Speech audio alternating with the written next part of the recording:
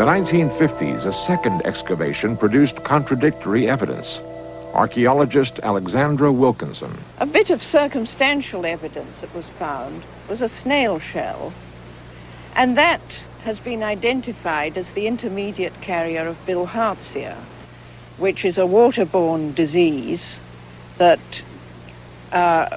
gets in through the skin, and ancient people would not have been able to get rid of it. And this has a gradual debilitating effect. And the theory is that when the enemy came and blew their trumpets, they couldn't do anything about it. They were just too exhausted. Was it disease or was it trumpets that opened the way for the conquest of Jericho? Did Joshua fight the Battle of Jericho at all? So far as the biblical literature is concerned, it becomes symbolic. The story of Joshua, the book of Joshua, indicates that the Hebrews came in and in a massive wave swept across the whole of Palestine and practically killed everyone or enslaved everyone. But when you move into the book of Judges, you find that they did not conquer this place, that place. There's a whole listing of places that stood out against them or were not simply not touched. So the book of Joshua becomes an idealized history, an idealized sweeping across the land, which never really happened. This idealized history was formed, we believe now, in the late 7th century, possibly the early 6th century. And this would be the time when the Hebrew people were taken into exile in Babylon. And they're looking back over their history and they're rewriting it in the context of their new experiences. Jericho lies in an earthquake zone which is never free from tremors. The remains of the walls contain evidence of repeated collapse. The stories from the Old Testament and the theories of archaeologists vary as to dates and type of calamity. Case in point, an excavation of the 1950s led by another British archaeologist, Dame Kathleen Kenyon. Employing an army of Palestinian workers, she dug deeper than Garstang, uncovering layer after layer of cities. One was built on top of the other, spanning a period of nearly 9,000 years, back to the beginning of civilization itself.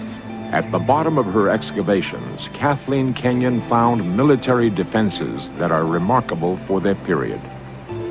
A 5-foot thick wall rose to 15 feet in stone before being topped by mud bricks.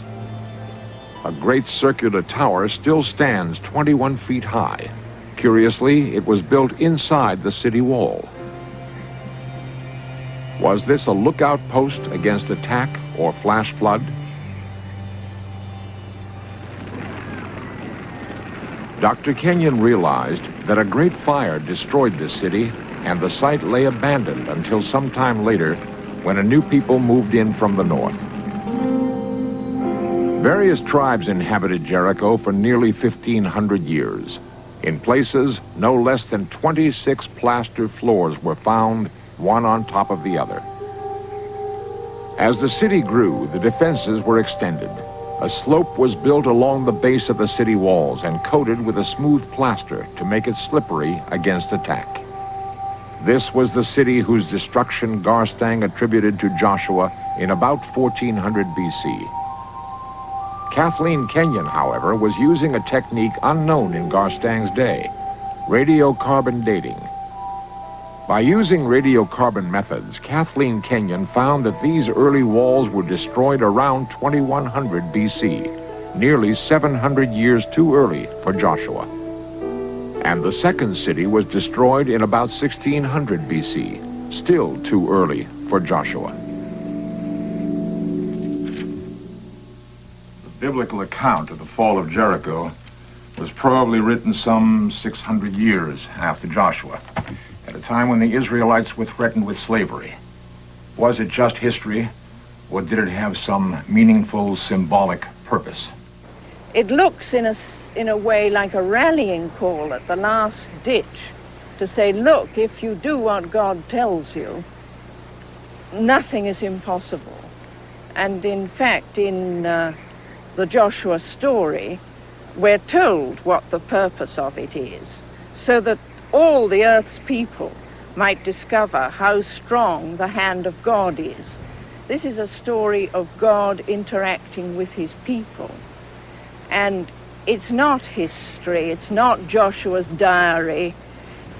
The Bible looks like history, but it's more history-like. In 1956, the last year of her dig, Kathleen Kenyon uncovered a most significant find. 1 square meter at the very top of the hill. Here she found a section of floor with a small clay oven. Beside the oven lay a small jug, apparently dropped and left where it lay. Confirmed by carbon dating, the date fits. There was a settlement here in the 13th century BC. Joshua's story might be history. Imagine what it was like on the day Joshua rallied his people outside the fabled walls of Jericho. Joshua set about rousing his people, reminding them of God's promise not to fail them. The Ark of the Covenant, their sacred symbol of God, would be borne before them and would guarantee their victory. After 3 days, Joshua gave the order to advance to the river. They that bore the ark were come unto Jordan, and the feet of the priests that bore the ark were dipped in the brim of the water. With Joshua's forces approaching, people within the city were filled with fear.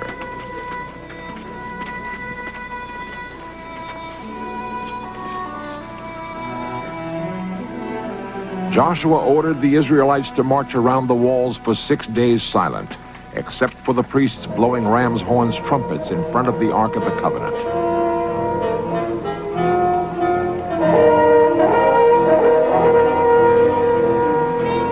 At dawn on the 7th day, the climax came. 7 times the Israelites marched with trumpets blaring.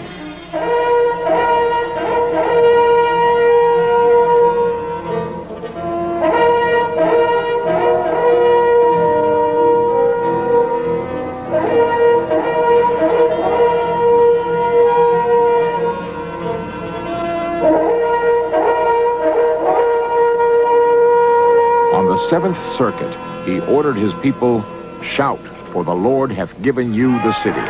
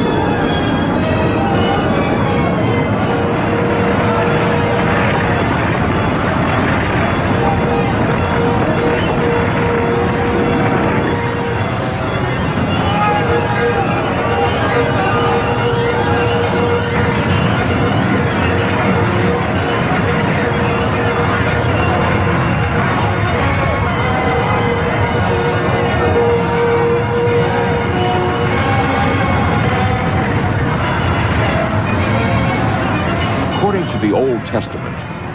So the people shouted with a great shout, and the wall fell down flat, so that the people went up unto the city, every man straight before him, and they took the city.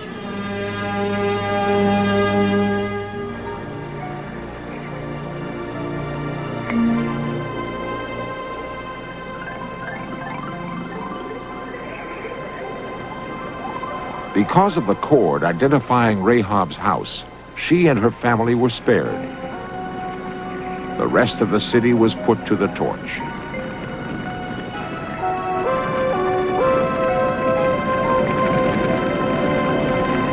Whether legend or history, or a combination of both, it should be known that the story of the walls of Jericho is related in the book of Joshua and can be found nowhere else. Could the biblical account of the fall of Jericho be true? The fall of the walls of Jericho, if they actually fell, and if this is not simply a legend to explain how the Hebrew people got past this fortress, would be to a group of people struggling in from the desert, a miraculous event. Miracles are simply those things that we can't explain by other means.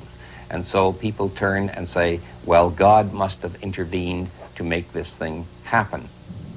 In light of theological points of view and archaeological discoveries, there is considerable controversy to this day. A controversy of ancient beginnings that will perhaps continue until our sands of time run out.